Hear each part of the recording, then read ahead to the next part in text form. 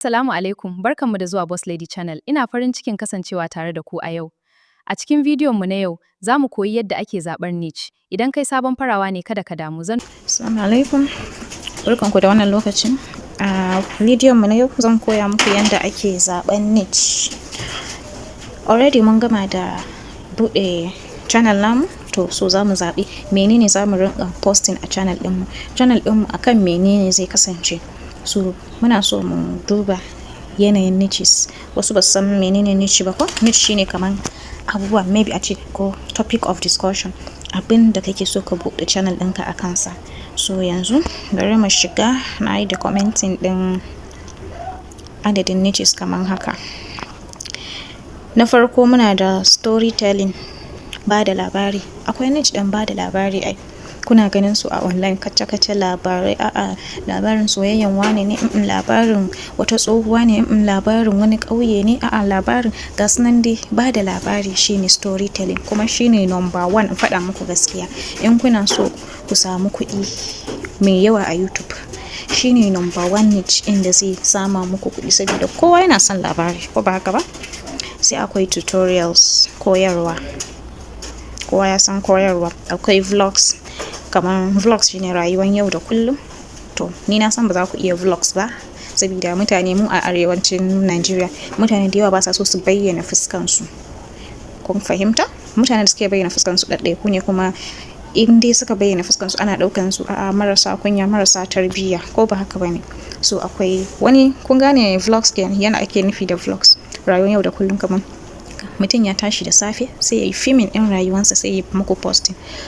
Ya tashi da safe ya je yi brush, ya je yi wanka, ya je ci abinci, ya yi sallah, ya dafa abinci, ya fita. Shine kamar rayuwar yau da kullum, shine vlogs. Sai akwai comedy, barkwanci, kowa ya san wannan. Sai akwai business, kasuwanci. Akwai wanda zai buɗe channel ɗinsa akan business ne, kasuwanci zalla. So zaka rinka zaka rinka advertising ɗin like business naka ko kuma na wani.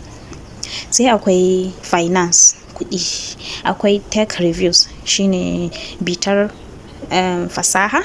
Sai akwai food and cooking, dafa abinci kenan. Akwai vlog ɗin dafa abinci. Ni ma ina da channel ɗin dafa abinci wanda nake haɗawa da AI ina da shi. So akwai education, ilimi na harkan koyarwa da dai sauransu. Akwai documentary, kaman takardar bincike.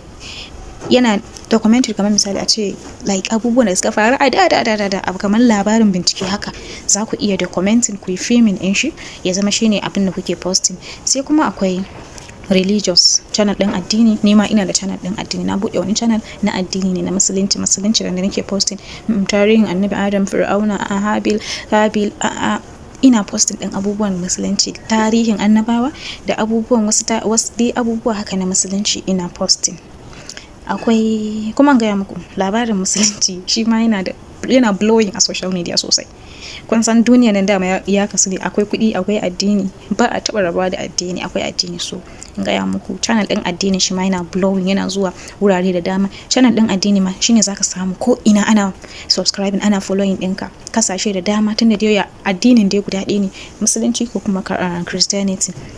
So rayuwan kuma duniyan gaba ɗaya dama ya gini ne da sanannun addini da aka sani, daga musulunci sai Christianity, sai wasu sauran da mu wasu sun sani wasu ba su sani ba. So addini guda ɗaya ne. In dai kana content akan addini, sashin duniya gaba ɗaya suna kallon ka, suna bibiya, zaka samu content ɗin mutane from every part of the country, ko in ce of the world.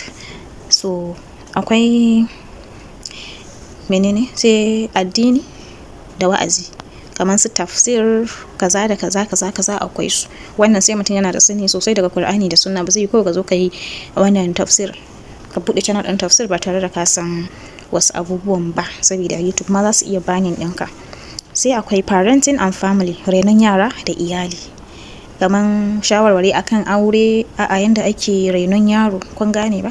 So akwai sports, wasanni, maza ne za su yi wannan football, wai ga sunan dai. So akwai su comedy, akwai su akwai reaction video, martani ga video. Kun gane irin shi ma ana samun blog, kamar ka je ka samu sanannen video da yayi, ko kuma a ce labarin da ke trending a social media, sai ka je ka yi reacting akai. Wannan kuma yana buƙatar mutum ne ya fito gongon shi ma ya yi reacting akan video, shi ma yana blowing, saboda labari ne sananne. So inda labarin ya je kai ma page naka ya je wajen. So akwai game wasanni, akwai su entrepreneurship kasuwanci, akwai finance and investment kuɗi da zuba jari, kuma akwai tech review bitar fasaha da like wayoyi. iPhone ɗin nan yana da abu kaza, kan zaka yi wa wannan product ɗin talla ne, Tecno zaka yi wa talla, Oppo ne, Huawei ne, ga sunan dai shine ake kira da tech reviews. Ko kuma a ce maybe za ku yi wa kaman wani application talla, ko kuma wani company talla za ku musu, shine tech review. Za mu yi wa Samsung talla, suna da kaman TV, suna da fridge, suna da waya, shine tech review. Da fatan kun gane me ake nufi da niche. Niche shine kaman topic inda zaka zaɓa ka yi app da shi akan channel ɗinka. Bari mu je mu yi muku, kuma akwai health a cikin list ɗin na manta ban sa health ba. Akwai health, shi ma niche ne wanda yake blowing sosai, saboda health misali kamar lafiya.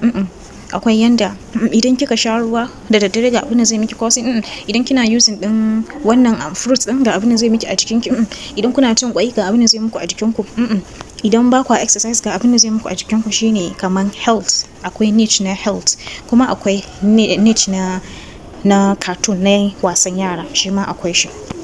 So bari mu je mu duba a YouTube example na storytelling, ba da labari.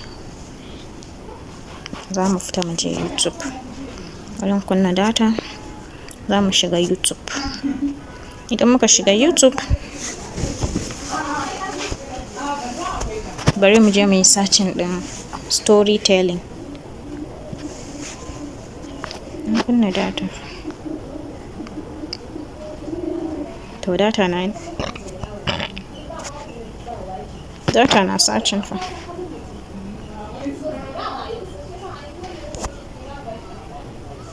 Okay, bari mu ce storytelling. Har yanzu data na bai so normal ba, bari in sake duba.